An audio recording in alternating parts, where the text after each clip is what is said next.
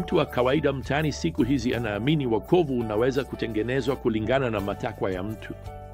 Unachohitaji tu ni kuwa na dini kwa dhati na mambo yote yatakwenda sawa tu. Unajua, mara nyingi nimesikia ile kauli maarufu ya Gandhi aliyewahi kusema kwamba dini zote kimsingi ni sawa. Hiyo siyo kabisa kile ambacho Biblia inasema. Yesu alisema wazi, hakuna mtu anayekuja kwa Baba, yaani hakuna anayefika mbinguni isipokuwa kwa kupitia mimi. Yohana 14:6.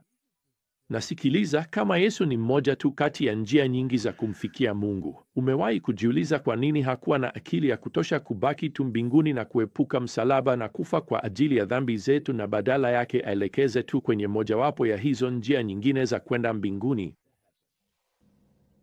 Sasa ngoja nikuambie rafiki zangu, mtazamo maarufu kwamba unaweza kutengeneza njia yako mwenyewe ya kwenda mbinguni, huo daima utavutia. Kwa kweli inavutia kwa sababu unapata nafasi ya kucheza nafasi ya Mungu na kutengeneza njia yako mwenyewe maishani.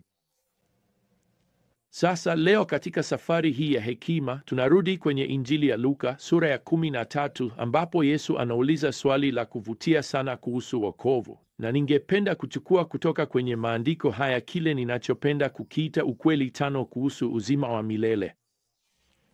Sasa huu hapa ni ukweli wa kwanza: wokovu unahitaji moyo wa unyenyekevu. Na niambie, hilo ni tatizo kubwa kwa watu wa leo. Mstari wa 22 unasema, akaendelea na safari yake kupitia miji na vijiji, akifundisha na kuelekea Yerusalemu, na mtu mmoja akamwambia, Bwana, je, wale watakaookolewa watakuwa wachache? Sasa unaona, swali hili linadhania kwamba hakutakuwa na wengi watakaookolewa. Ninaamini kwamba mtu huyu labda anauliza swali linalofanana zaidi na, Bwana, je, kuna nafasi kwa ajili yangu? Naweza kuokolewa? Na unajua kitu? Hilo ndilo swali muhimu zaidi utakalowahi kuuliza. Je, niko njiani kwenda kuishi na Mungu mbinguni? Sasa badala ya kushughulikia idadi ya watu watakaookolewa, Bwana anajibu hapa kwenye mstari wa 24, jitahidini kuingia kwa kupitia mlango mwembamba. Sasa kitenzi cha jitahidini hapa hakimaanishi kwamba lazima ujitume ili uingie. Neno la Kigiriki linamaanisha kuwa na umakini juu ya unakoelekea. Lilitumika katika siku za Bwana wetu kama neno la michezo. Leo hii tungeitumia kwa namna hii. Tungesema usiache kuangalia mpira. Basi Yesu anasema hapa usiache kuangalia mlango mwembamba. Sasa ule upana mdogo wa mlango hauzungumzii sana ukubwa wake, bali unazungumzia upekee wake.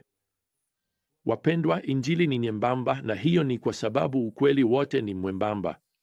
Ni kama mtihani wangu wa hisabati darasa la kwanza ambao sikufurahia. Kuna jibu moja tu la 2 jumlisha 2 si 5, wala haitakuwa 3 kamwe. Nikuambie, hisabati ni nyembamba. Hata ule uwanja wa kutua ndege ambao rubani wako anahitaji kutua nao ni mwembamba. Hata ile dawa unayopewa na daktari ni hivyo hivyo. Ni hiyo dawa na si nyingine yoyote, vinginevyo unaweza kujikuta kwenye matatizo makubwa.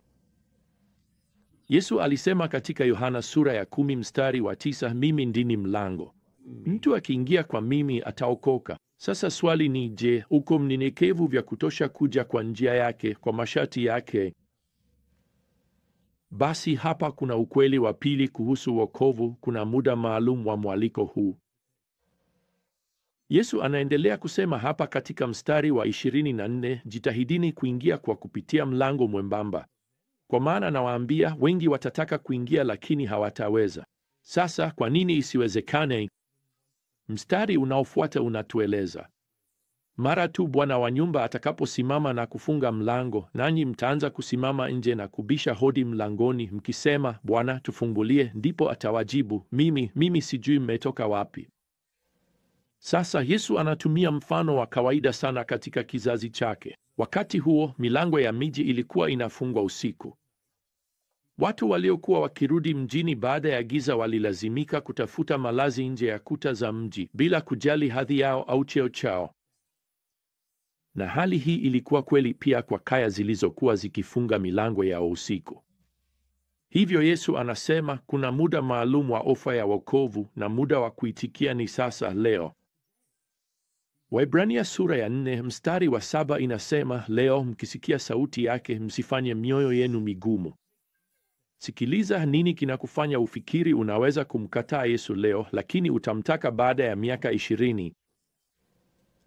Hapana, ukweli ni kwamba moyo wako utakuwa mgumu mara 20 zaidi kuliko ulivyo leo. Nafikiria kuhusu Nuhu aliyekuwa akihubiri kwa watu zaidi ya karne moja. Kila mwaka alipohubiri, mioyo yao iliendelea kuwa migumu zaidi. Kwa kweli, hakuna mtu aliyesadiki kwamba gharika ilikuwa inakuja, na Mungu alipofunga mlango wa safina na mvua ilipoanza kunyesha, naamini kila mtu alitaka kuingia. Lakini ilikuwa imechelewa, mlango ulikuwa umefungwa. Sikiliza, kama bado uko hai, bado una muda, lakini hakuna uhakika kwamba utakuwa hai wakati kama huu kesho.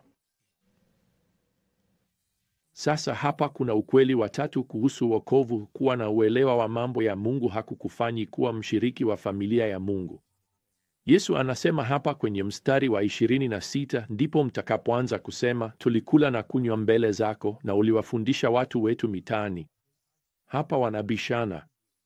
Tulikutambua na tulikusikiliza ulipokuja kijijini kwetu. Lakini sikiliza, kuwa umejifunza ukweli kuhusu Kristo haimaanishi kwamba umekubali ukweli kuhusu Kristo. Kwa kweli, kama mwandishi mmoja alivyosema, kama kujua yote kuhusu Yesu kungehakikisha mtu nafasi mbinguni, Yuda angekuwa mstari wa mbele. Unaona, kusikia Injili sio sawa na kuamini Injili na kumkabidhi Kristo maisha yako. Sasa hapa kuna ukweli wa 4 kuhusu wokovu. Kupuuza mwaliko wa Mungu kutakuwa na madhara ya milele.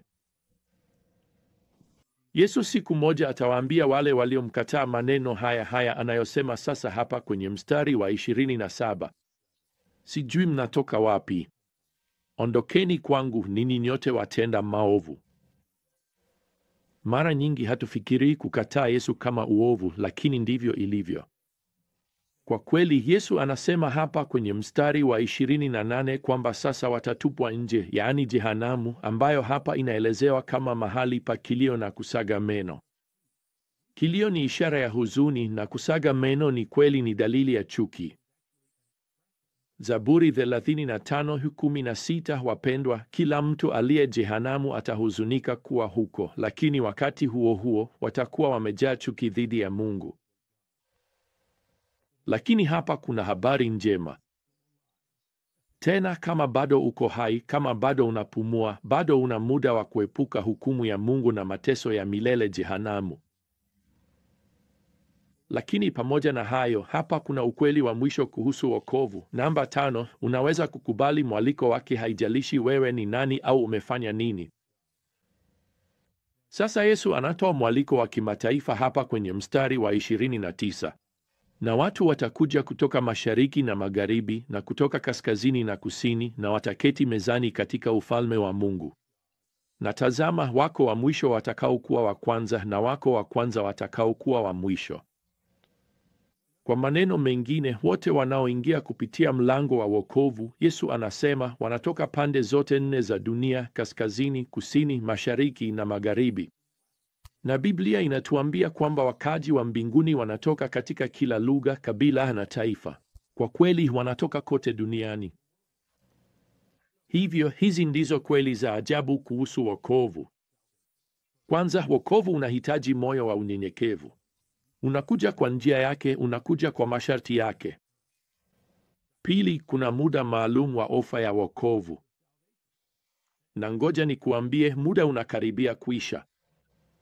Tatu, kufahamu mambo ya Mungu hakumaanishi kwamba wewe ni wa familia ya Mungu. 4, kupuuza mwaliko wa Mungu kutakuwa na matokeo ya milele. Lakini habari njema ni hii ya 5, unaweza kukubali mwaliko wake na haijalishi wewe ni nani au umefanya nini. Niruhusu nikualike sasa hivi umuombe Yesu akusamehe dhambi zako, akuandalie nafasi mbinguni siku moja. Unajua, Biblia inasema kila mtu atakayeliitia jina la Bwana ataokolewa, na hiyo inakuhusu wewe pia. Basi hadi tutakaporudi tena kwenye safari yetu ya hekima ijayo, wapendwa, neema ya Bwana Yesu Kristo na upendo wa Mungu na ushirika wa Roho Mtakatifu uwe nanyi nyote. Amina.